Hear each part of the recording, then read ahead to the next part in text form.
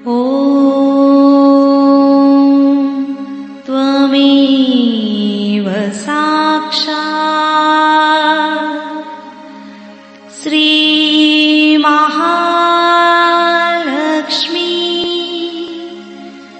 महासरस्वती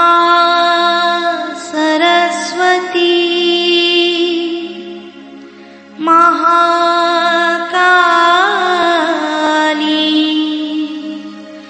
त्रिगुणात्मिका कुंडलिनी साक्षात् श्री आदिशक्ति माताजी श्री निर्मला देवी नमो नमः। ॐ त्वमेव साक्षात् श्री कल्की साक्षात् श्री आदिशक्ति माताजी श्री निर्मला देवी नमो नमः। ॐ त्वमेव साक्षात् श्री कल्की साक्षात् श्री सहस्रार स्वामिनी मोक्ष प्रदायिनी माताजी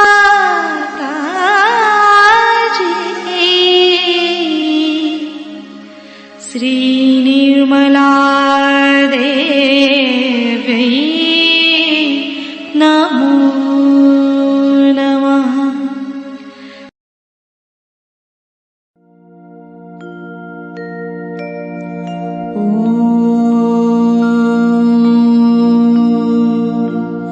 तमेव साक्षात् श्रीगणेश साक्षात् श्री आदिशक्ति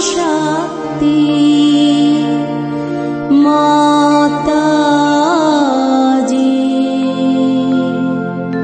श्री निर्मला देवी नमो नमः।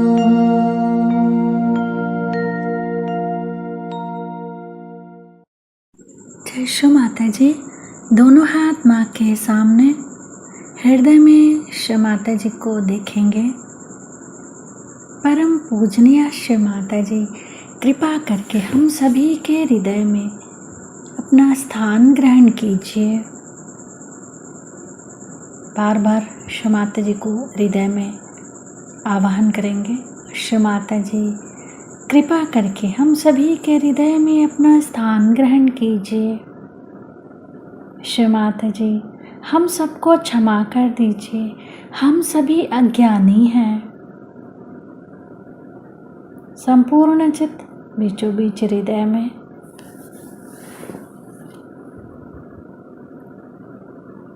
क्षमा रूपेण संस्थिता या देवी सर्वभूतेषु क्षमा रूपेण संस्थिता नमस्तस्यै नमस्तस्यै नमस्तस्यै नमो नमः।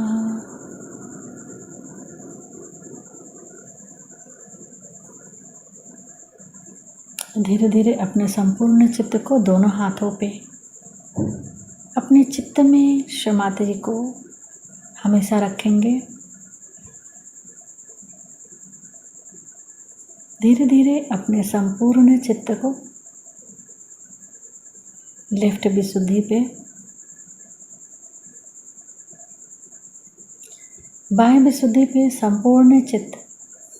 श्री माता जी, आपकी परम कृपा में मैं केवल एक शुद्ध आत्मा हूँ।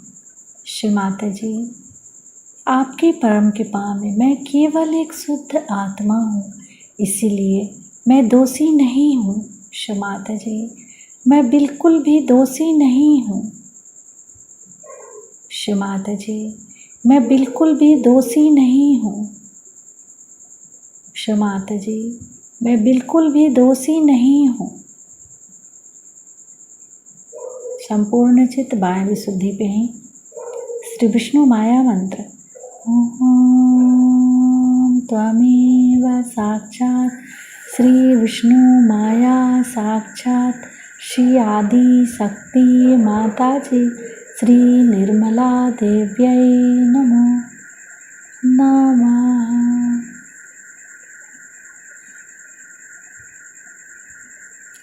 बाएं विशुद्धि पर अपने चित्त को क्लॉकवाइज घुमाएंगे 7 टाइम्स।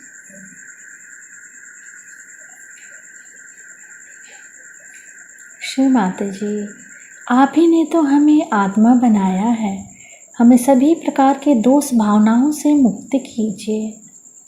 श्री माता जी, कृपा करके हमें सभी प्रकार के दोष भावनाओं से मुक्त कीजिए।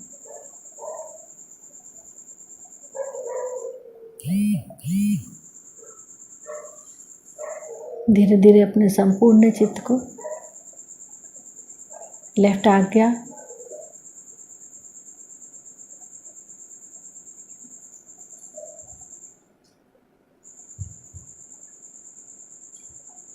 फिर सहस्त्रार। सहस्त्रार पे माँ के श्रीचरण कमलों को देखेंगे। माँ के श्रीचरण कमलों की परिक्रमा सहस्त्रार पे करेंगे 7 टाइम्स।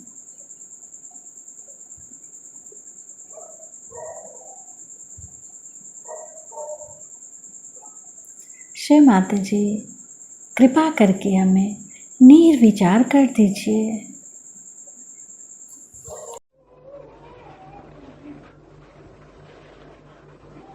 इस नव वर्ष के शुभ अवसर पर दिल्ली में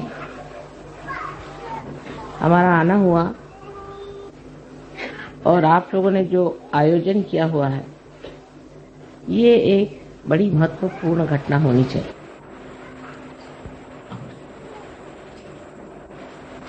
नव वर्ष जब शुरू होते हैं तो उस वक्त कोई न कोई नवीन बात, नवीन धारणा, नवीन सूझबूझ मनुष्य के अंदर जागृत होती है। वो स्वयं स्फूर्त होती है।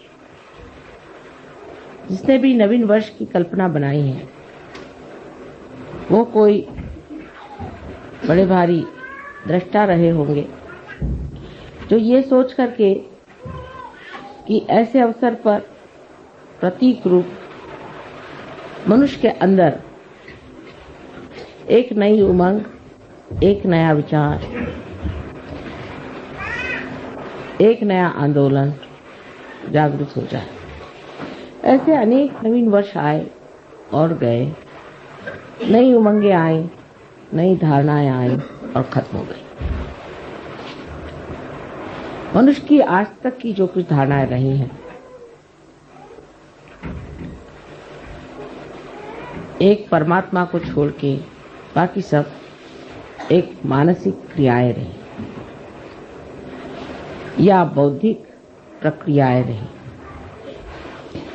मनुष्य अपने बुद्धि से जो भी ठीक समझता था, उसका आंदोलन एक नवीन कल्पना समझ करके चला था।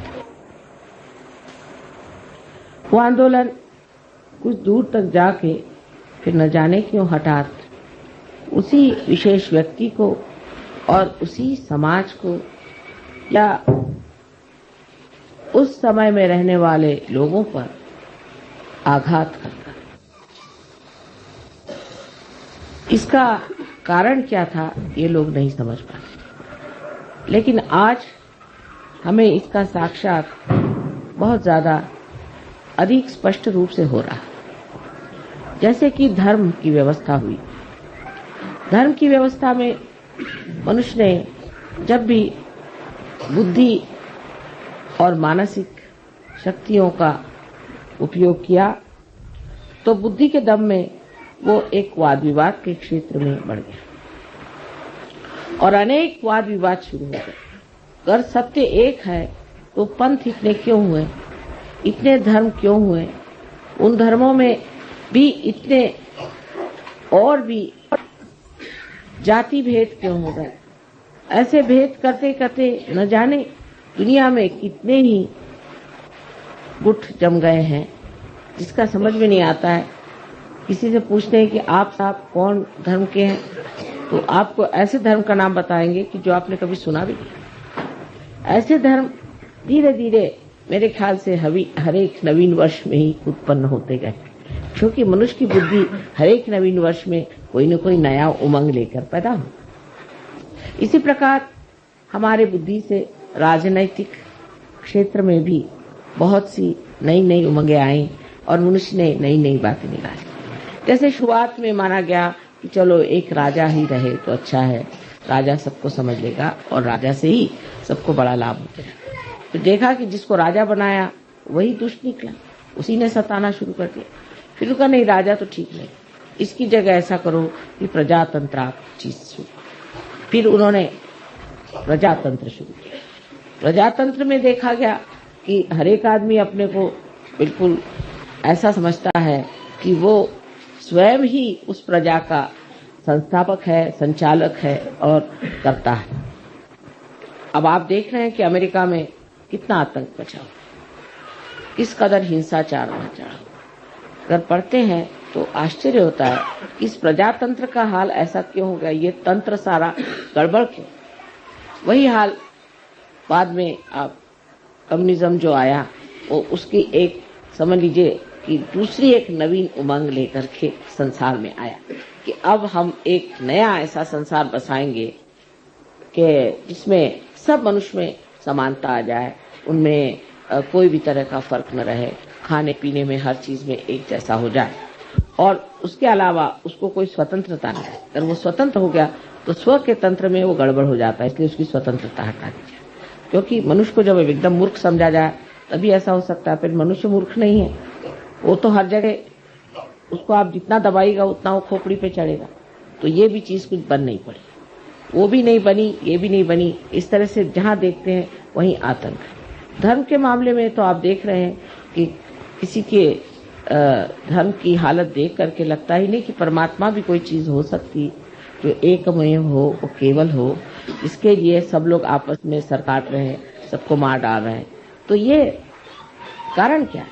जब चीज आपकी एक बहुत ही ज्यादा सुष्ट रूप से नवीनतम संसार में आई है, तो इस नवीनतम चीज में और इस नाविन्यपूर्ण चीज को इस कदर गंदी, मैली, कुचैली करके क्यों संसार में आंखों में नजर आ रही है, उसका ऐसा हाल क्यों हो रहा है? क्या वजह है कि जो चीज इतनी उदात्त, महान और उसके शुरू करने वाले भी बड़े महान और उदात्त रहे हैं, वो सब के सब जा करके आज कहाँ पहुंच गए? जैसे अमेरिका में मैं सोचती हूँ कि बहुत बड़े इंसान हो गए, उनको हम कहते हैं अब्राहम लिंकन। बहुत बड़े आदमी थे, रियलाइज सोल थे। उन्होंने सीधी चीज, इतनी बढ़िया चीज संसार में ला दी, इतना बड़ा काम कर दिया। लेकिन अब जो है वहाँ देखते हैं तो सोचते हैं जो उन्होंने किया था पता नहीं उसको किस तरह से इन लोगों ने एकदम विद्रूप और कुरूप करके रखे। एक ये बात हो गई। दूसरे अगर आप देखिए तो कम्युनिज्म भी जिस लेनिन और मार्क्स ने बनाया था वो भी रियलाइज सोच थे। उन्होंने भी जो सोचा था वो भी हितकारी चीज थी, वो हित के जगह अब सबका हित थी। और क्या धर्म के भी जो संस्थापक हुए सब भी बड़े उदात्त और बहुत महान लोग थे, और उनको भी कोई कह नहीं सकता, उनकी तरफ कोई निर्देश करके नहीं कह सकता कि इन्होंने कोई गलत काम किया हो या इन्होंने कोई गलत धारणा से चीज को, ऐसी बात नहीं। लेकिन आखिर आगे जाकर के वो चीज ऐसी क्यों? हीरा जो था वो जा करके कीचड़ में कैसे मिल गई? हीरा तो जहाँ है हीरा ही रहना चाहिए, लेकिन ये तो हीरा जो आया सो कूच करके, जैसे उसका बिल्कुल ही तोड़ करके, उसको मरोड़ करके और उसको कीचड़ ही बना। और सभी दूत ये चीजें देख कर बड़ा आश्चर्य होने लगता है कि इस तरह की जितनी भी उदात्त चीजें आई। अब साइंस आया संसार में, लोगों ने कहा अब साइंस आया, अब तो हम लोग के सारे प्रश्न हल हो गए, और उस सब प्रश्न हल होने के बाद में और अब हमें कोई चीज की चिंता नहीं करनी चाहिए और सब चीज ठीक हो जाएगी। तो बात नहीं, हमने एक राक्षस बना के रख दिया है, एटम बॉम्ब, हाइड्रोजन बॉम्ब, ये वो अपने खोपड़ी पे खड़े कर दिए। इधर उससे ही बनी हुई ये प्लास्टिक और ये नायलॉन और ये सब इसके पहाड़ के पहाड़ खड़े कर दिए। ये सब चीजें जो सुविधा के लिए बनाई थी, इतनी असुविधाजनक हो गई, इनसे दुनिया भर की बीमारियां आ गई, आफतें आ गई। आखिर क्या बची? क्यों इस तरह से हो गया?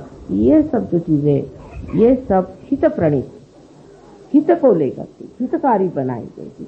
उसी से मनुष्य की नवीन उमंगे आई, उसी से उसने सोचा कि मानव के उद्धार के लिए चीज बनाई जाए, वही उसके उद्धार की जगह उसको पूर्णतया नष्ट करने की। इसका कारण क्या? कारण यह है कि जैसे श्री कृष्ण ने कहा हुआ है कि मनुष्य की जो धारणा है या मनुष्य का जो विचार है या जो मानव की जो चेतना है वो नीचे की ओर बढ़े और धीरे धीरे वो धूली में मिले। ये उन्होंने कहा नहीं, ये मैं कह रही, क्योंकि आज वो साक्षात है। श्री कृष्ण ने भी जो धारणाएं रखी वो भी धूली में मिली, राम ने जो रखी वो भी धूली में मिल गई। उसके बाद जिन्होंने भी कोई धारणा रखी जो कि बिल्कुल सत्य स्वरूप थी, सत्य का ही अंग प्रत्यंग थी, वो सब धूली में मिल गई। इसका कारण यह है कि जब ये मनुष्य के दिमाग के घड़े में पड़ती है तो उसमें कोई ऐसी विषारू वस्तु है कि जिससे ये सब चीज विष में हो जाए। ये विषारी वस्तु क्या है जिससे इस तरह का कार्य होता है? वो है इसकी सीमाएं। हर चीज की सीमा होती है, इसी तरह बुद्धि की भी सीमा होती है, और इसीलिए इस सीमा में बंद करके वो चीज घुट करके और नष्ट हो जाती है। जैसे कि अंगूर का सुंदर स्वाद वाला रस भी अगर एक घड़े में बंद कर दिया जाए तो उसमें उसकी शराब बन के उसका नशा चढ़ जाता है। उसी प्रकार मनुष्य के मस्तिष्क में जो कि सीमित लिमिटेड है, उसमें ये अनलिमिटेड चीजें डाल देने से एकदम नष्ट हो जाता है। इसका मतलब ये नहीं कि मनुष्य का मस्तिष्क ही कुछ खराब है। इसका मतलब ये है कि ये जो मस्तिष्क है इसकी सीमाएं तोड़नी होंगी, इसकी सीमाएं बढ़ानी होंगी। मनुष्य की चेतना जो है वो व्यापक करनी चाहिए, इतनी व्यापक होनी चाहिए कि उसके अंदर सत्य समा और वो खुली होनी चाहिए। इसका लक्ष्य क्या है? उधर ध्यान हमारा हटते जाता है। जब चीज सीमित होती जाती है तो इसका लक्ष्य क्या है? उधर हमारा ध्यान नहीं जाता। हर चीज का लक्ष्य था कि मनुष्य का हित हो, और हित क्या चीज है इसमें श्री कृष्ण ने बताया कि हित वो है जो आत्मा का कल्याण करे। अब आत्मा स्वयं ही कल्याणमय है, लेकिन कल्याण करे माने आत्मा से हम लोगों का कल्याण हो।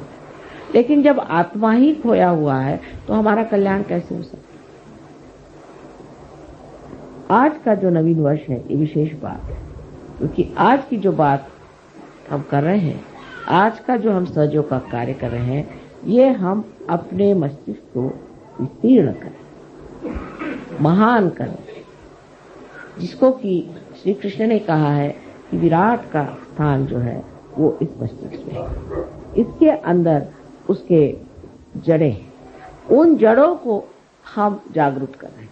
वो जड़ें जागरूक होने से ही सत्य को पूरी तरह से अंदर पोषित कर सकते हैं, एब्सॉर्ब कर सकते हैं। मनुष्य की जो सीमित प्रकृति है वो खुल जा सकती। लेक्चर देना तो बहुत आसान है कि आप मनुष्य के हित के लिए ये करो, हित के लिए वो करो, लेकिन होता नहीं। अंत में मनुष्य अपना हित नहीं करता, उल्टे अपना भी अहित कर सकता है और सारे समाज का भी अहित कर सकता है। इस मस्तिष्क को बढ़ाने के लिए सिर्फ एक ही तरीका है, वो है कि हमारे अंदर, हमारे हृदय में बसे हुए श्री आत्मा राम को जागरूक करना और उनके प्रकाश से हमारे बुद्धि को जागरूक करना, हमारे मस्तिष्क को जागरूक करना। तो कैसे होता है कि हमारे हृदय के अंदर जो आत्मा है वो साक्षी स्वरूप बैठा हुआ सब चीज देख रहा है। जिस वक्त कुंडलिनी, जिसे आप गौरी माता कहते हैं, जब जागृत हो जाती है तो मस्तिष्क में भेद करके यहाँ पर ब्रह्मरंध्र को छेदने के बाद यहाँ पर जो परमात्मा का वास है उसे आलोकित कर, परमात्मा का ही प्रतिबिंब हमारे हृदय में आत्मा स्वरूप। जैसे ही हमारा आत्मा जागृत हो जाता है तो इस आत्मा के चारों तरफ ये 7 चक्र के आलोक, 7 चक्र के मंडल वो भी जागृत हो जाते हैं। और ये 7 चक्रों की जो पीठ है वो हमारे मस्तिष्क में है, क्योंकि वो भी जागृत हो जाते हैं, इसीलिए ये 7 मंडल भी हमारे हृदय में जागृत हो जाते हैं। ये मंडल जागृत हो जाने से ही हमारी जो नसें हैं या हमारी जो ब्रेन है वो एक तरह से अति सूक्ष्म तरीके से खुल जाता है और उसके अंदर शोषण करने की शक्ति बढ़ती है। सत्य को शोषण करने की शक्ति बढ़ने से ही मनुष्य सत्य पे खड़ा हो सकता है। आज तक मनुष्य सत्य पे खड़ा नहीं हो पाया। सत्य को सुनता है, जानता है, देखता है, पर उस पर खड़ा नहीं हो सकता। सत्य को आत्मसात करने के लिए आत्मा की जागृति होनी चाहिए और वो आज सहयोग में हो गई, सहज में ही हो गई कहना चाहिए। तो इतने लोग आत्मा को प्राप्त, आत्मा को प्राप्त होने से वो शक्ति आपके अंदर जागृत होती है जिससे आप सत्य को आत्मसात कर सकते हैं। जो आज डेमोक्रेसी का सत्य है वो सत्य आपके अंदर जागृत हो गया। माने ये कि दूसरा कौन है, दूसरा कौन है, सब तो हम ही हैं, हमारे ही अंदर सब कुछ है। जब आपको सामूहिक चेतना आ गई तो उसमें कम्युनिज्म का भी सत्य है। जब आपके अंदर ही आ गए वो सत्य आप ही के अंदर प्रकट हो रहा है। जब आप उसको देख करके, जान करके कह सकते हैं कि इस आदमी में कौन से दोष है। और जब आप अपने को जानने लग गए, जब आप अपने को देखने लग गए, आप जब अपनी ही स्वतंत्रता को प्राप्त हो गए तो आप में डेमोक्रेसी का भी जो सत्य है वो भी जागृत हो गया। तो स्वतंत्रता भी आ गई और एक तरह से पर का तंत्र भी आपके हाथ में आ गया। दूसरों का जो तंत्र है वो भी आपके हाथ में आ गया और आपकी स्वतंत्रता भी आप जान सकते कि अपना भी स्व का तंत्र आपने जाना। शिवाजी कहते थे स्वधर्म ओळखाओ, स्व का धर्म जानो। स्व का माने अपने आत्मा का धर्म आप जानो। और आत्मा का धर्म जो है कहने को तो स्व है, लेकिन ये जागतिक विश्व का आत्मा है। जो विश्व का आत्मा है वही हमारे हृदय में बसा हुआ है। उसमें जागते ही जो विश्व की भावना, जिसको कि हम एक बड़ा भारी उदात्त उदाहरण और उसको बहुत बड़ी एक फिलॉसफी समझ, एक तत्व ज्ञान के रूप से जानते थे, वो साक्षात हमारे अंदर विराजमान हो, वो हमारे अंदर चमक गया। हमें उसके लिए कहीं कोई किताब पढ़ने की जरूरत नहीं, किसी को जानने की जरूरत नहीं। देखते साथ जानते हैं कि ये कहाँ है, ये कहाँ, इनका क्या चल रहा, उनका क्या मामला हो रहा। यहाँ बैठे बैठे आप सारी दुनिया को जान सकते हैं। इसमें कोई बड़ी बड़ी आश्चर्य की बात नहीं, कोई विशेष बात नहीं। अब अगर आप मेरे लिए कहेंगे तो मुझे तो ये लगता है मैंने तो कुछ किया नहीं, क्योंकि मैं जैसी हूँ तो हूँ ही, तो अनादि से ऐसी ही हूँ, तो मेरी कोई विशेषता इसमें नहीं है। विशेषता आप लोगों की, जो आपने इसे जाना, माना और पाया। लेकिन सहयोग का ज्ञान प्राप्त करने पर उसका अंत नहीं होता। ज्ञान तो हो गया, ज्ञान होना माने आपके नर्वस सिस्टम पे उसे जाना, ये तो हो गया। नर्वस सिस्टम पे आप जानते हैं कि दूसरों को क्या शिकायत है और आपको क्या शिकायत है, ये तो ज्ञान प्राप्त हुआ। जो लोग उल्टी तरीके से चलते हैं वो सोचते हैं ज्ञान करना माने ये कि हमें बुद्धि से जानना, बुद्धि से हमें जानना है। बुद्धि से जानना माने क्या कि हम अब किताबें पढ़ के जान लेंगे, या हम किसी गुरु के पास बैठ करके जान लेंगे, या किसी के उपदेश सुनने से हम जान लेंगे। तो नहीं जान। ज्ञान का मतलब है कि आपके नर्वस सिस्टम में से जाना। यही ज्ञ शब्द, यही वेद है, यही विद है, यही बोध है, यही बुद्ध है। आज आप बुद्ध हैं क्योंकि आपको बोध हो गया। बोध होने का मतलब ये नहीं किसी ने बोध पिला दिया आपको, हाँ भाई ऐसा करो, ये करो, वो करो, और उससे पहले जो कुछ भी आपको बताया गया वो सब व्यर्थ ही हो गया। किसी ने बताया हाँ साहब आप सवेरे खाना मत खाइए, शाम को खाना खाइए, किसी ने कहा सवेरे खाइए शाम को मत खाइए, कुछ ऐसी वैसी सब बातें चलते चलते लोग पहुंचे कि साहब समझ में नहीं आता। कोई कहते सवेरे खाओ, कोई कहते रात को, कोई कहते इधर करो, कोई कहते वो करो, और कुछ बनता ही नहीं। लेकिन जो बोलता है उसके तो कोई चरित्र में विशेषता नहीं आई, उसका तो कोई स्वभाव नहीं बना। सो महावीर जी के इसमें मैं अभी कल ही मुझे ये चीज मिली, महावीर जी ने कहा है कि पहले ज्ञान को प्राप्त करो।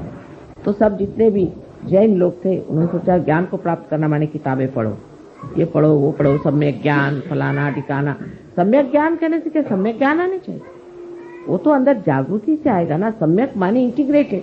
जब तक आपके सारे चक्र इंटीग्रेट नहीं होंगे तब तक सम्यक ज्ञान नहीं आ सकता। तो उनका भी विचार जो था वो खत्म कर दिया। पहले उन्होंने कहा ज्ञान आना चाहिए। अब ज्ञान में चल पड़े। हमारे यहाँ एक से एक पंडित मराठी में कहते पढ़त मूर्ख, पढ़ पढ़ के मूर्ख बन गए।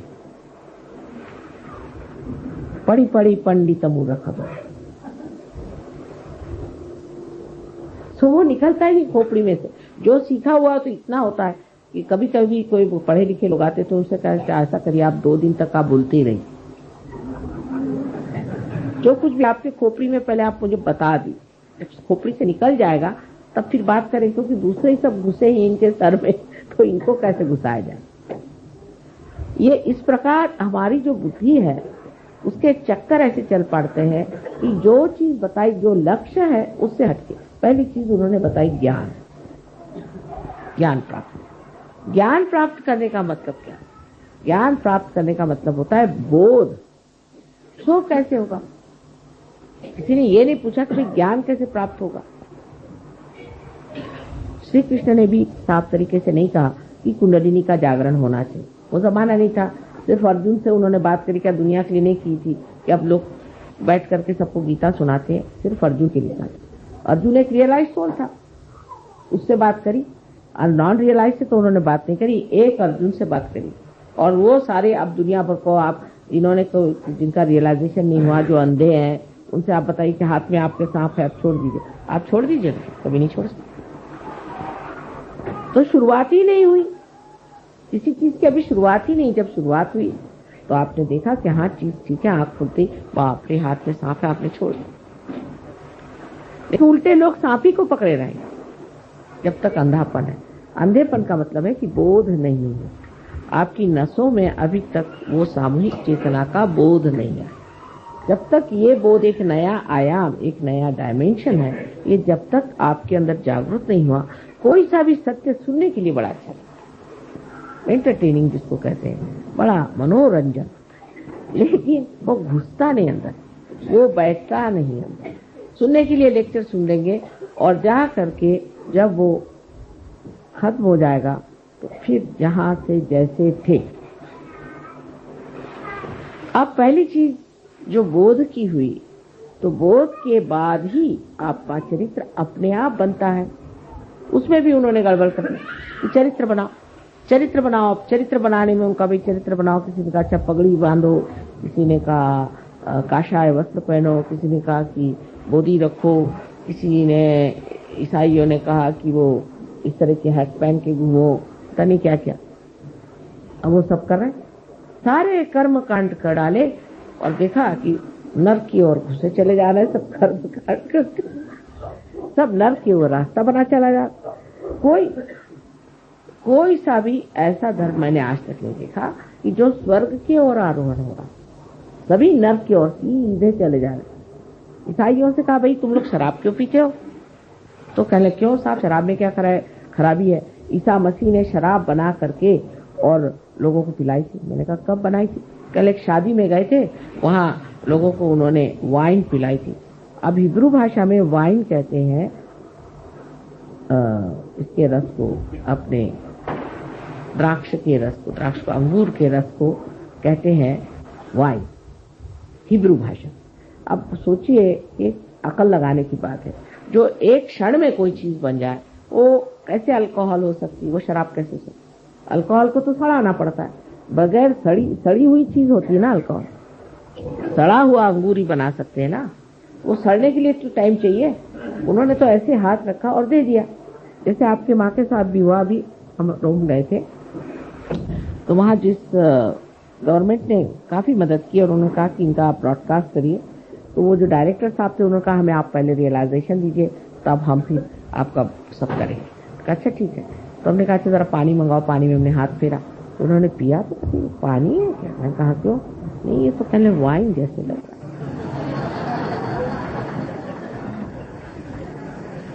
बार बार पूछे ये पानी तो नहीं, तुम वाइन तो नहीं दे रहे? मैंने पानी दिया। अच्छा फिर पिए, फिर वो कहे बार बार, फिर उन्होंने अनाउंस भी किया। उसके बाद उनके टीवी में भी उन्होंने कहा साहब उन्होंने मुझे पानी में हाथ डाल के दिया तो वो वाइन के जैसा टेस्ट था। पर वो कहने लगे कि वाइन माने शराब के जैसे नहीं, अंगूर के रस। तो बना लिया। अब वो जब प्राइस के बारे में बात करेंगे तो ऐसा लगता है कि वो कोई शराब खाने के इंचार्ज थे कि क्या।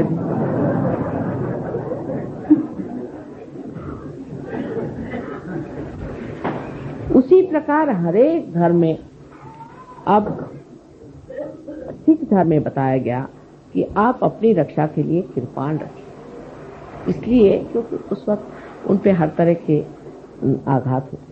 तो अब वो बंदूक है और सांप तो गोले और दुनिया भर की जितनी भी हिंसाकारी चीजें हैं, यानी हिटलर को वो आजकल पूजा कर रहे हैं, नानक साहब को नहीं करते। हालांकि नानक साहब ने ये भी नहीं कहा, लेकिन पूरा भी देखा जाए तो कहीं नहीं कहा गया था कि आप तोफखाने रखिए। ऐसी कौन सी आप पे आफत आई? इस वक्त आफत थी तो उन्होंने सिर्फ कहा था कृपाण रख लो, भगवान के नाम पर काफी है। और किसी ने चलाया नहीं कृपाण, किसी ने चलाया नहीं था। रक्षा के लिए सिर्फ एक प्रतीक रूप से उन्होंने कहा रखे। पहले तो जब हम लोग छोटे थे तो सिख लोग इतना सा छोटा सा रखते थे कृपा, इतना छोटा। अब देखती हूँ साइज बढ़ते बढ़ते जैसे जैसे धीरे धीरे बढ़ते सवायो, आजकल यह हालत है कि तोफखाने रखे हो। ये इतनी हमारी तो अभी इतनी उम्र हुई है, इस उम्र में हम ही देख देख के हैरान है कि ये इसका साइज इससे बढ़ते बढ़ते इतना बड़ा क्यों होगा। अब उन्होंने कहा था कंघा रखो, तो कंघी तो छोटी होती होती होती इतनी हो गई, अभी तो दिखाई भी नहीं दी। और ये तोफखाने जो है इतने लंबे लंबे हो। तो ये बुद्धि के चक्कर जो है हमेशा गलत चीज पे क्यों जाते? क्योंकि मनुष्य की चेतना हमेशा नीचे की ओर जाती। लेकिन सहयोग के बाद आपको चरित्र अपना बनाना ही पड़े। अब कोई कहेगा कि नहीं साहब हमको नहीं बना सकते, चल नहीं सकता, अपने आप बनते जाए। यो आपकी कुंडली नहीं आपको बनाते ही जाए, धीरे धीरे धीरे धीरे आपको वैसे बनना ही पड़ेगा। वो कहेगी कि अच्छा नहीं बनते हो, तो चलो इस तरह से, वो टेढ़ी उंगली घी भी निकाल लेगी, वो आपको इस तरह से बना के रख देगी कि आप कहेंगे कि हार गए बाबा, जो कहो। एक साहब थे तो वो उनका दूसरे दिन ही शराब वराब सब छूट गया। उसके बाद वो गए जर्मनी, उन्होंने कहा थोड़ी सी चख तो ले, यहाँ की मुझे बड़ी पसंद थी वाइन, क्या लगती है। वो कहते कि मैंने जो पिया तो उसके बाद माँ इतनी मुझे उल्टियाँ आई। मैंने कहा क्यों? कल ऐसे लगे कि मैंने जैसे कोई सड़ा हुआ बुच खा लिया। तो तुमने सड़ा हुआ बुच कभी खाया था क्या? तो कह ले नहीं, जब हम लोग डॉक्टर है ना कभी बुच खोलते हैं तो उसकी स्मेल जो आती, मैंने सोचा कि वो सारा मैंने खाया। और उल्टी पे उल्टी, उल्टी पे उल्टी, कहने मेरे खून निकल आया, इतनी उल्टियां हुई। मैंने कहा कान पकड़े, आज से कभी नहीं छूंगा ये शराब। मैं तो कुछ नहीं कहती ना, मैंने उल्टी करवाई, लेकिन आप ही स्वयं साक्षात सत्य पे खड़े हैं, उसे मैं क्या करूं? आप ही स्वयं सत्यता में खड़े हैं। अगर आप स्वच्छ हो जाए तो आपको कोई गंदगी नहीं अच्छी लगेगी, अपने आप ही चीज घटित होने लगे। शुरू में बहुत तकलीफें होती है, कुछ लोगों को तो बहुत ही परेशानी होती है इसमें आने में। किसी में ईगो आ जाता है तो वो अजीब सा कूदने लग जाता है। मैं देखती रह जाती हूँ कि अभी तो अच्छे बैठे हुए थे, अभी बंदर के जैसे कूदने लग गए। फिर किसी में देखती हूँ कि एक तरह की बड़ी घृष्टता आ जाती है, किसी में बड़ा गुस्सा आ जाता है, किसी में कुछ होता है। पर धीरे धीरे धीरे धीरे वो मुलायम होते जाते हैं और चीज सब बनती है। वो कैसे बनती है, क्या बनती है, वो मैं आपको नहीं बताऊं, लेकिन वो बनती है, क्योंकि बताने पर आप लोग घबरा जाए। उसके तौर तरीके जो है बहुत नाजुक है, लेकिन है बड़े कठिन।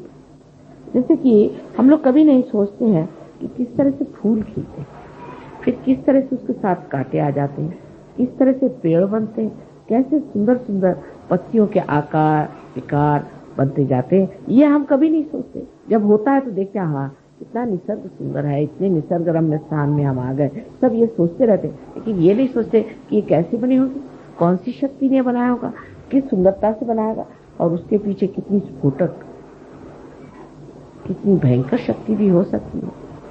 उसमें कुछ ऐसी भी चीज हो सकती है जो इस चीज को बनने को रोके तो उसको घात करने वाली होनी चाहिए। ऐसी कोई न कोई शक्ति और भी उसके साथ जुटी हुई है जो हर समय उसकी सुरक्षा के लिए और रक्षण के लिए खड़ी। अनेक स्थल पे आपको इस तरह से अनुभव आते रहेंगे आपके चरित्र में। एक साहब थे, उन्होंने सहयोग के बाद सब छोड़ दिया, लेकिन सिगरेट जरा छूटी नहीं। तो एक दिन वो मोटर में जा रहे थे और लोगों के साथ और सिगरेट पी रहे थे। सिगरेट पीते पीते उनके मोटर में एक्सीडेंट हुआ। किसी को कुछ नहीं हुआ, उनकी सिर्फ ये उंगली विशुद्धि की थोड़ी सी काट दी। तब वो समझ गए बात क्या। इस प्रकार धीरे धीरे चीजों से, शिक्षाओं से आप सीखते जाते हैं कि हमारा चरित्र जो है जरा इधर उधर जा रहा है, मोटर जो है वो जरा सी सीधे रास्ते पर नहीं, जरा कुछ इधर उधर चल रही है। फिर आप ठीक कर रहे, फिर आप ठीक कर रहे, करते करते ऐसी दिशा में आ जाते हैं कि आप दोनों ही चीज, एक्सेलरेटर और उसका ब्रेक, उसके माहिर हो, मास्टर। वो मास्टरी जब आ गई तब समझ लेना चाहिए कि आप ड्राइवर हो। अभी सिर्फ ड्राइवर हो, अभी मास्टर होने के लिए आपको निर्विकल्प में उतरना है। जब आप निर्विकल्प में उतर जाते हैं तब आप गुरु महाराज हैं, मैं आप सबको नमस्कार करती हूँ। तब आप लोग गुरु हो, अपने ही गुरुत्व करके, अपने ही को सिखाकर, अपने ही को समझाकर। आप गुरु ऐसे वैसे नहीं हुए, दूसरों को सिखाना बहुत आसान है, लेकिन जिस तरह से हमारे कॉलेजेस में पहले टीचर्स के पास हम पढ़ते हैं, फिर जाके प्रोफेसर से पढ़ते हैं, मेहनत करते हैं, फिर हम गुरु होते हैं। इसी प्रकार सहयोग में भी पहले अपने ही ऊपर उसका सब अनुभव करके, उसका पूरा प्रयोग, एक्सपेरिमेंट करके फिर हम गुरु होते हैं। और जब हम गुरुत्व को आ जाते हैं तब फिर हम जानते हैं सबका कि हाँ हम भी ऐसे ही थे, तुमको हम जानते हैं, हाँ ऐसे ही हमारा था, यही मामला था, हम सब जानते हैं। तब फिर बहुत आसान हो जाता, तब आप गुरु हो जाते हैं। और इसको कहना चाहिए कि सहज का जो चरित्र बनना और सहज में ज्ञान को प्राप्त होकर के, ये चीज जब तक नहीं आती है तब तक मनुष्य में उसकी विशेषता नहीं। लेकिन अब आप देखेंगे कि जिस वक्त आप गुरु हो जाते हैं तब आपको पता होता है कि अभी हम में कमियां हैं, तब आपको कोई न कोई तपश्चर्या करनी। वो तपश्चर्या का मतलब ये नहीं कि आप कुछ उसमें भूखे मरिए, ये तो माँ कभी नहीं चाहेगी, क्योंकि माँ को दुख देना तो आप भूखे रहिए। भूखे रहने की कोई जरूरत नहीं, भूखा रहना बिल्कुल जरूरी नहीं है। हाँ अगर आपको नहीं खाना तो नहीं खाइए, वो दूसरी बात है, पर परमात्मा के नाम पर आपको कौन सा तप करना है, कौन से तप से आप चलें। परमात्मा के नाम पर एक ही तप करना चाहिए, माने ये कि अपनी स्थिति निर्विचार में बनानी चाहिए। ध्यान धारणा से अपनी सफाई करके अपनी स्थिति आपको निर्विचार में बनानी। निर्विचार में जब आप आ जाते हैं तभी आपका जो ये पौधा है बढ़ता है।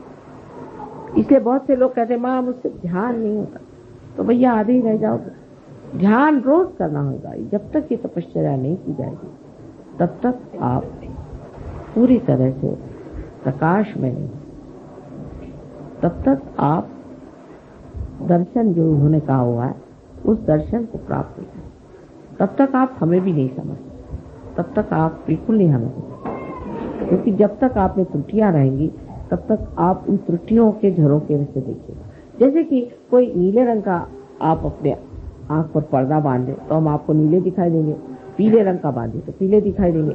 इसी प्रकार कोई भी विकृति आपके अंदर होगी तो उसी तरह हम आपको नजर आएंगे, हम आपको जो असलियत में नजर आएंगे ही नहीं। वो एक हमारा तरीका। तो इसलिए ये चार चीजों को आपको इस नवीन वर्ष में सोच लें कि अब हमारे पास ज्ञान प्राप्त हो गया है, हमें अब अपना चरित्र बनाना है, और चरित्र बनाने के लिए जो हमें तप और ध्यान करना है वो हमें करना है किसी भी हालत। लोग कहेंगे साहब हमारे पास समय नहीं, लेकिन ये बात नहीं। इंग्लैंड जैसे शहर में जहाँ कितनी ठंड रहती, लोग 4 बजे उठ के नहा करके ध्यान करते, लेकिन हिंदुस्तान में लोग कहते हैं अच्छा अगले साल करें, ये साल।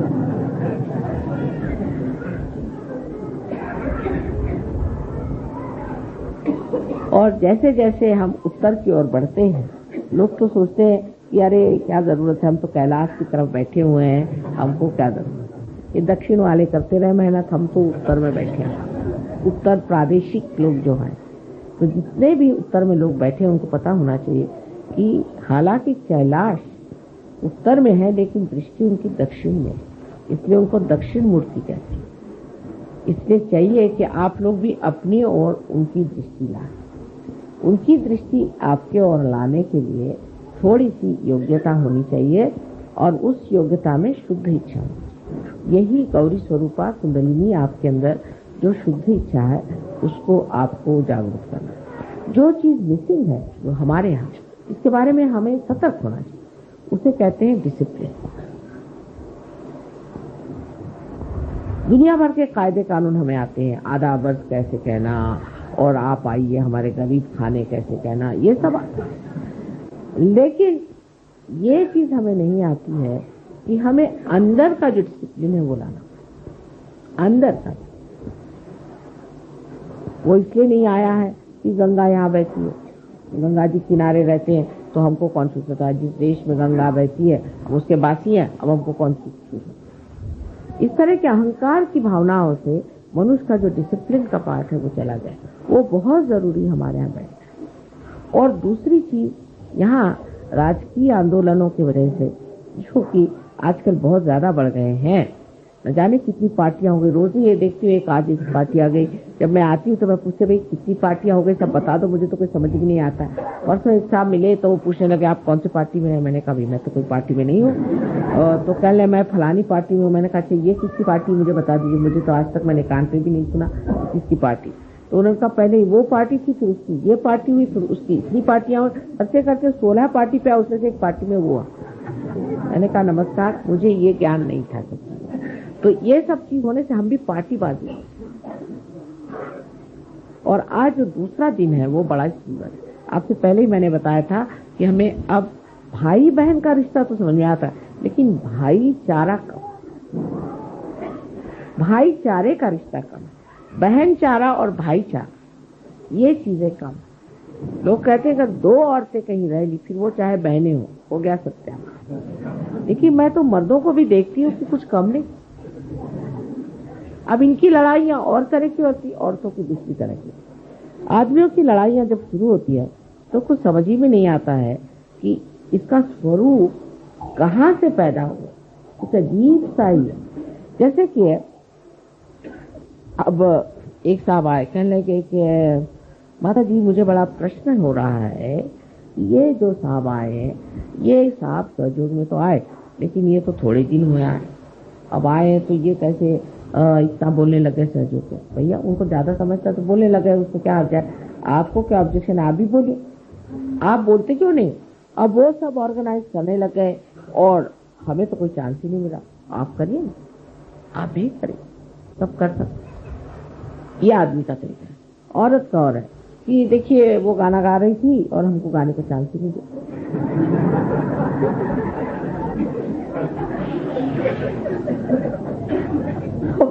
दोनों पशुपेश मेरे लिए ये है कि मैं ये सोचती हूँ कि अरे भाई हम बात कर रहे हैं आसमान की और आप बात हम कर रहे हैं कि जाके आपको सितारे बना करके आकाश में हम चमकाएं, और आप लोग मिट्टी के दिए के बराबर भी नहीं बात करोगे तो फिर मैं क्या आगे बोलूं। मैं तो अवाक रह जाती हूँ जब ये बातें सुनती, मुझे बड़ा आश्चर्य। ये मेरी गर्दन खींच रहे हैं, वो मेरे दबा रहे हैं, वो वहां जा रहे हैं, वो ऐसा कर रहे हैं। सबसे पहली बात है माँ को खुश करने के लिए सबसे पहले आपस में आप भाईचारा और बहनचारा, ये सबसे प्रथम चीज आपको मेरी कहने की है कि मेरे लिए आपको अगर वाकई आनंद देना है तो पहले भाईचारे। अब सहयोग का भाईचारा जैसे चलता है वो इस प्रकार, कोई आया आते साथ, तेरे तो भूत लग गया, तू जा।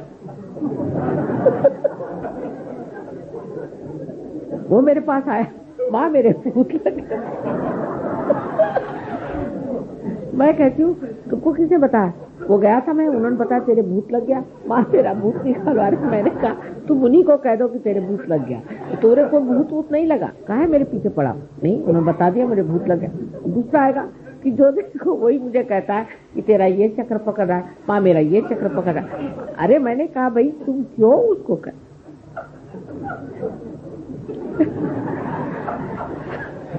तुम ऐसा करो कि उससे बताओ कि भाई तुम्हारी जागृति कर लो, धीरे धीरे सेंसिटिविटी आ जाएगी तो तुमको खुद ही पता हो जाए। तुम क्यों उसके पीछे पड़े हो कि तेरे ये भूत लगा, तुम्हारे वो भूत लगा, तुमको ये चक्र पकड़ा, तुमको वो चक्र पकड़ा। दूसरे यही आप लोग सहयोगी हो कि नजाकत के नमूने।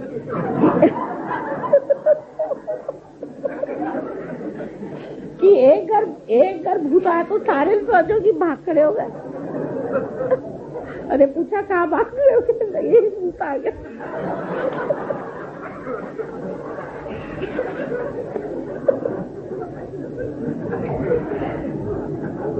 साहब मैं तो भूत की बात ही नहीं करने वाली थी, शुरू से मैंने तय किया था कि मैं भूत के बारे में कहूंगी नहीं।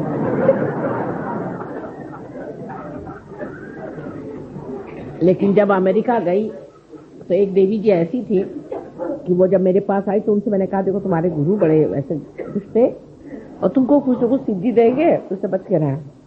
जब लौट के आई तो देखती हूँ कि देवी जी क्या 3-3 हजार 4-4 हजार आदमी आते हैं, क्या चांदी के बड़े बड़े घड़े बने हुए हैं, उससे उन्होंने मेरे पैर धोए, उनके घर ले गए और सब दूर देखती भूत बैठे हुए। तो मैंने कहा भाई ये क्या कर रही हूँ? तो लोगों ने बताया कि ये तो घोड़े का नंबर बताती है और ये पैसा किसी का गया तो वो बताती है और मारती हाथ में चाबुक लेके लोग।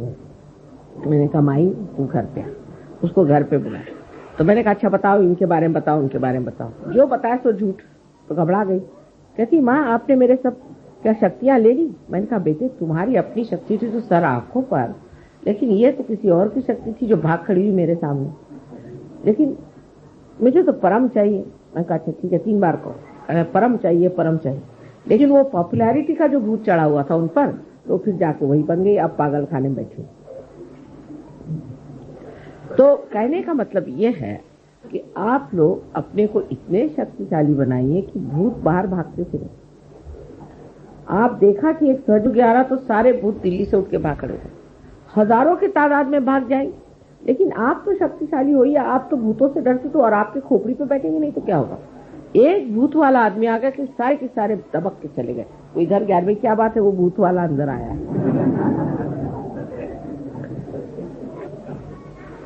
तो ये भाईचारे की बात। अब उसका कारण क्या है? हम अशक्त क्यों है? क्योंकि हमारे अंदर संघ शक्ति। इसीलिए बुद्ध ने कहा है कि संघम शरणम गच्छ। संघ की शक्ति हमारी बनाई थी। हम सब जैसे भी हैं सब मिल करके छूटा। आपने तो कितने किस्से सुने होंगे कि संघ से कितने लोगों ने कार्य करके दिखाए। एक चिड़िया के बारे में आपने सुना होगा कि बहुत सी चिड़िया थी और वो एक जाल में फंस गई। उन्होंने सोचा कि हम लोग अगर सब मिल करके अपने पंख पसारे तो इस जाल से हम विमुक्त हो सकते हैं, इसको उड़ के हम चले जाएंगे। और इस तरह से उड़ के चली गई। और फिर उन्होंने चूहों से कहा कि भाई तुम हमारी अगर मदद करो तो हम इस जाल से छूट जाएंगे। तो सब चूहों ने मिलकर उनको काट दिया, उससे वो छूट। इसी प्रकार हमको भी सोचना चाहिए कि अगर हम अपनी संघ शक्ति को बढ़ा लें तो कोई भूत यहाँ आएगा ही क्यों, वो तो पहले ही भाग जाएगा। एक नहीं हजारों उठ के उनके कारवां यहाँ से उठ जाए। लेकिन हमारी संघ शक्ति कम, इसलिए हम कमजोर हैं। हम ये नहीं सोचते कि सहयोग बढ़ रहा है जो 2 हाथ लगाए, सहयोग बढ़ रहा है वो बढ़ा रहे हैं, चलो उनको काटो। वो फलाना है उनके खिलाफ चिट्ठी दी, माँ का सर इसी में निकल जाता है। अगर आप चिट्ठियां पढ़िए तो हैरान हो जाए। 7-7 सफ़े की चिट्ठियां आती है ये बताने के लिए कि वो जो काम कर रहे वो भूत है। अब मुझे कुछ समझ में आता है कि नहीं कि कौन भूत है और कौन नहीं। लेकिन इस तरह की ये जो हमारी बातें हो गई हैं सहयोग में कि उनके वाइब्रेशन अच्छे नहीं, उनका है। मैं कहती हूँ कि हजारों ऐसे लोग यहाँ आ जाए तो भी आपको डरने की कौन सी बात है। हमारे यहाँ महाराष्ट्र में धुमाल नाम के साहब हैं, तो मुझसे कहले तुम लोग को भूत कहाँ से पकड़ते, तुम भूत को पकड़ो, तुमको भूत कैसे पकड़ते। तो एक बार हमारे यहाँ वहाँ पे राहुरी में एक आदमी आया, उसके पछाड़ा हुआ था, तो वो जब उसमें आया तो बोलने लगा कि ये 3 सहयोगी उस रास्ते से जाते हैं, वहीं हम लोग रहते हैं, तो इनसे कहिए कि वहाँ से न जाए, नहीं तो हम लोग जाके डरेगा। तो ये 3 सहयोगी वहाँ से जाते हैं, उनके ऊपर उन्होंने कहा कि हम लोग उस वहीं पेड़ पे रहते हैं, अगर ये वहाँ से जाएंगे तो हम लोग कहाँ हैं। 3 सहयोगी की ये कमाल है, तो आप इतने सहयोगी हैं, और अगर हैं तो किसकी मजाल है किसी सहयोगी के पास भटक जाए। अपनी जो संग शक्ति है वो बढ़ाइए, अंदर जो भी डर है उसको हटाइए। डर से आप लेफ्ट साइड में चले जाते हैं और आप बुद्ध से बाधित हो जाते हैं। डरना किससे, डरने की कौन सी बात है। बहुत सा हमारा झगड़ा खत्म हो जाए अगर हम किसी से डरे,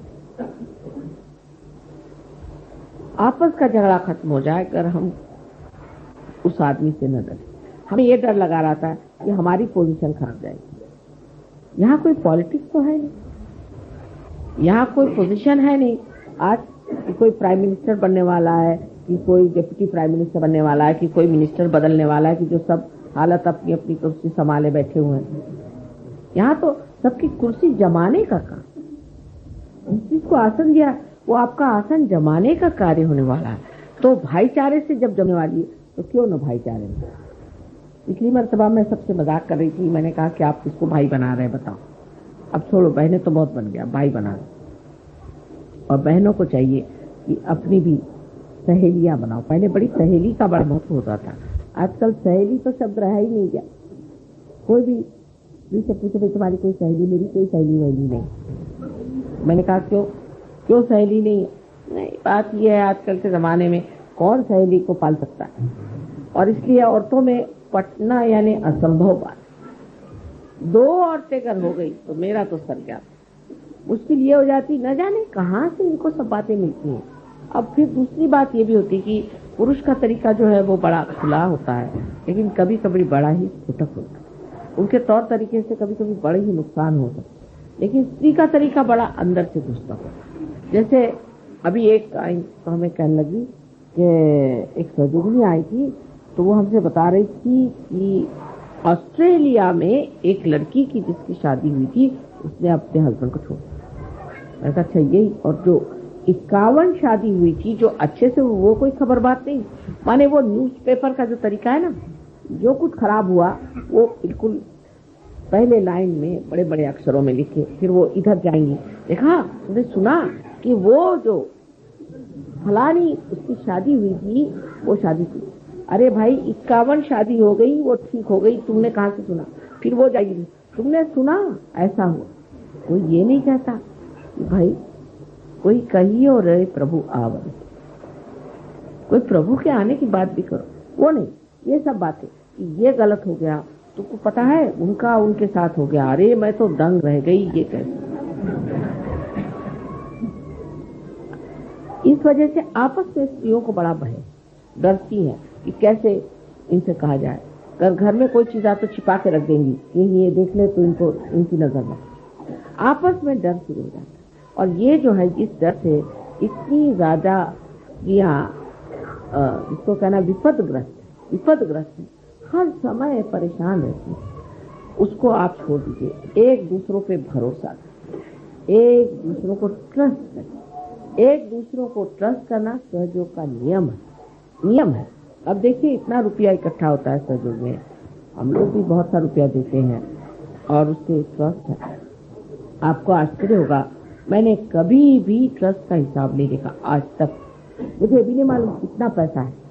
बहरहाल हमारे भाई साहब आजकल चार्टर्ड अकाउंटेंट है, मैं उनसे कहती तुम देख लो तुम क्या करना। वो मुझे आके कहता कि अरे क्या कर रहे हो, इतने कंजूस लोग हैं, एक भी पैसा नहीं खर्चा करते, और तुम्हारे सहयोगी इतने कंजूस क्यों हैं, इनके ऊपर में इनकम टैक्स आ जाएगा। मैंने कहा इनकम टैक्स को भी हम सहयोग में लाएंगे।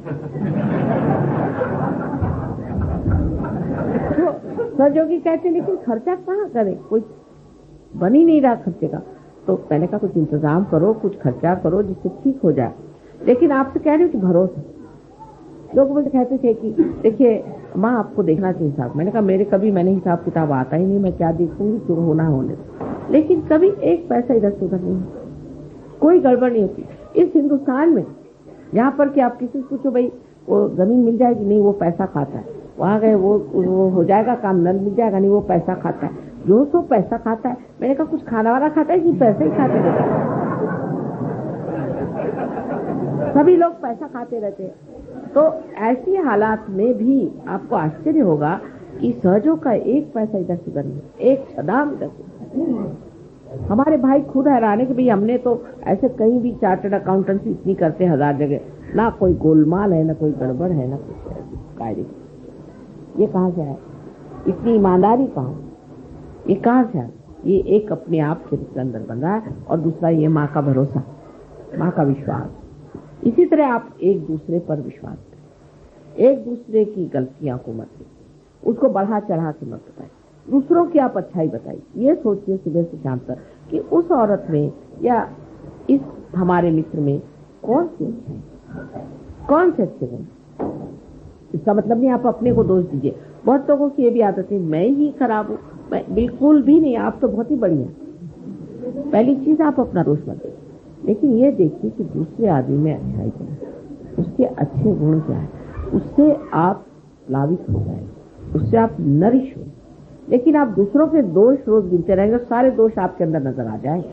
इसलिए दूसरों से दोस्ती करने में, दूसरों से प्यार करने में, दूसरों से वार्तालाप करने में एक मधुरता लेकर के, एक प्रेम की भावना लेकर के अगर आप करें तो सहयोग बहुत आसानी से आप इसे पाएं। और सारे संसार में सहयोग कर, सारी दारोमदार यदि आपके ऊपर। मैं क्या कर सकती हूँ? अगर मैं कुछ कर सकती तो मैं आपके हाथ पैर क्यों जोड़ती? लेकिन मैं इसलिए आपसे विनती करती हूँ कि आज शुभ अवसर, इतना सुंदर अवसर है कि आज नवीन वर्ष भी है और आज ही ये भाई बहन की बात। अब ये तो हिंदुस्तान में ज्यादा बताने की जरूरत नहीं।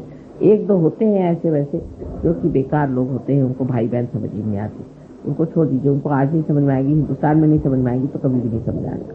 लेकिन जो आप लोगों को समझना है वो ये जो भाई बहन आप बना रहे हैं आज के दिन, आज की जो भैया द्विज आप कर रहे हैं, उसमें आपको ये सोचना चाहिए कि ये भाईचारे, इस देश में भाईचारे पर अनेक गाथाएं, इस तरह से लोगों ने मिलजुल करके काम किया। सारा गांधी जी का आंदोलन, सारे 42 का मूवमेंट, सोचिए कितना त्याग लोगों ने किया। अब तो हमारे फादर खुद इसमें पड़े हुए थे, आपसे मैंने पहले भी बताया। तो यह हालत थी कि महलों में रहते रहते फिर जाके झोपड़ी में रहो। लेकिन सारा शहर हमारे साथ, सारा शहर। किसी दुकान में जाओ, अरे आप क्या पैसे दे रहे हैं? पैसे देना बाद में, आपके बाप आएंगे। कोई साड़ी खरीदने जाओ, अरे साड़ी ले जाओ बहन, क्या बात है, आपके बाप जब आएंगे तब। कहीं कुछ कभी कमी नहीं उन लोगों ने पड़ने दी, सब हाथों हाथ उठा दिया। यानी सरकारी नौकर, पुलिस वाले सब साथ में पहले ही खबर कर देंगे कि आज आपके यहाँ वहाँ आज आने वाले हैं, हम लोगों को ऑर्डर आ गया है कि आपको वहाँ पर पकड़ने आने का है, या आपके यहाँ हम सर्च में आ रहे हैं, सब चीज हटा दो। पहले 24 घंटे पहले ही उसकी खबर आ जाती थी कि भाई यहाँ से हटा दो, और वो खुद ही लाते थे अपनी गाड़ी, पुलिस वाले खुद उसी गाड़ी में उठाकर दूसरी जगह। वो कहाँ गए? वो हिंदुस्तानी आज कहाँ गए? तो उस स्वतंत्रता के लिए आपने किया, तो ये सारे संसार के स्वतंत्रता के लिए भी तप करने की जरूरत है। और सबसे बड़ा तप ये है कि आपसी प्रेम, आपसी समझदार, आपसी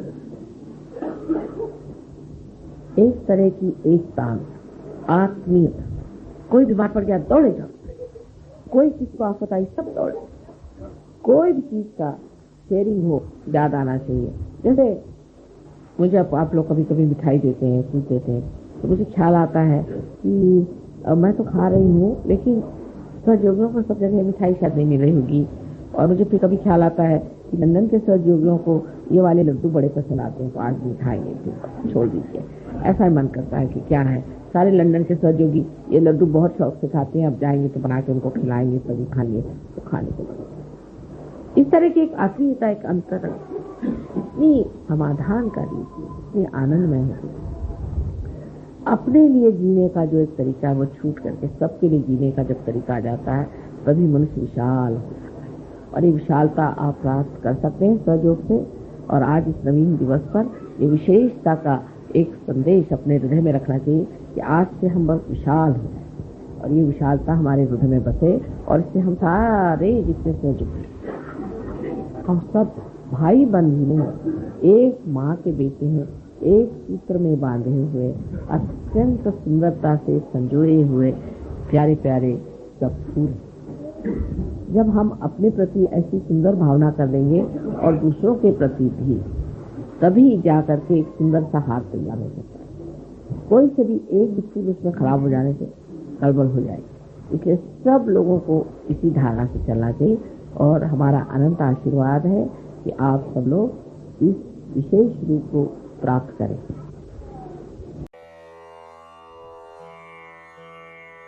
Raga Jai Javanti. Please put your attention on Vishuddhi Chakra. One of the most melodious but complicated, diplomatic classical raga. Let's enjoy Raga Jai Javanti.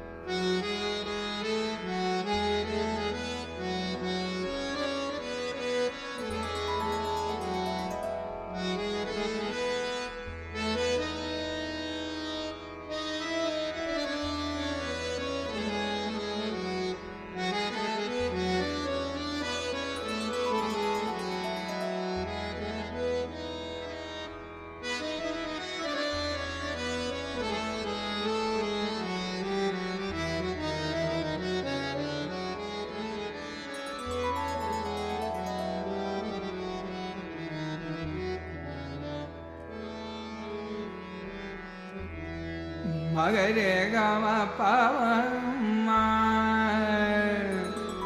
re gama pada pama re ni ta pama gare ga ne da re ne sa da da ni re gama pa re pama ga ma ma ma re ga ma pa da ni da re ni da pa da ma ma re ga ma pa ma ga re ga ma pa re pa ma re ga ma pa re ni da pa ma ga re ga ga re ni sa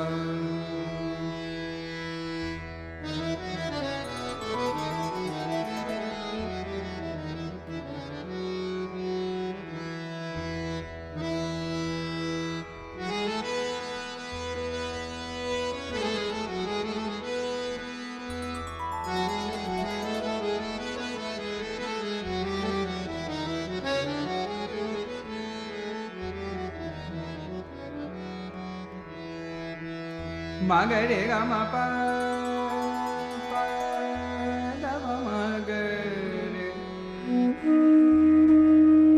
magare ga ma pa da ma ma re magare ga ma pa magare gare sa sa sa sa sa sa sa magare ga ma pa ni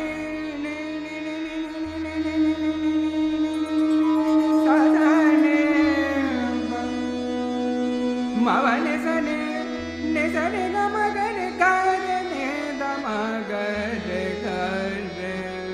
re ga ma pa da pa ma re ga ma pa da pa ma re ga ma ni da pa ma ga re ga sa ni sa da ni re ga ma pa ma ga re ga ma pa ma ga re ga re sa re ni sa re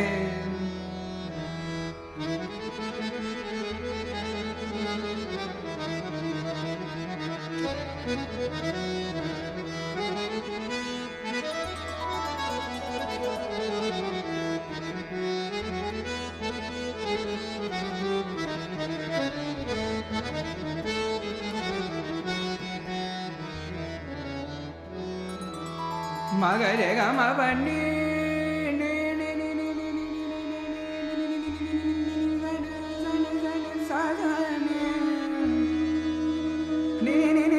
sa sa ni sa ni ga ma ga re ga re sa ni sa da ni pa magare ga re sa ni sa da ni re magare ga ma ma ma ma ma ma